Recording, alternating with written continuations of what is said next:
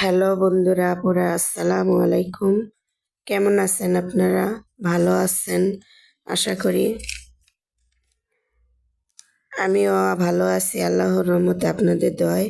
আজকে আমি দুপুরের রান্নার প্রস্তুতি নিচ্ছি বলতে প্রায় সব রেডি করেছি, শুধু চুলায় বসানো বাকি। ছোট মাছ দিয়ে আলুর চচ্চড়ি করব। এদিকে আবার কাজের ফাঁকে মিষ্টি আলু সিদ্ধ করে ছিলাম, সেগুলো খোসা ছাড়িয়ে রেখেছি। পাশে ফ্রিজে টমেটো সস রেখেছি, কাজের ফাঁকে ফাঁকে সস দিয়ে খাবো। ডিম সিদ্ধ করে খোসা ছাড়িয়ে নিয়েছি, আলুর ঘাটিতে দিয়ে দিব বলে।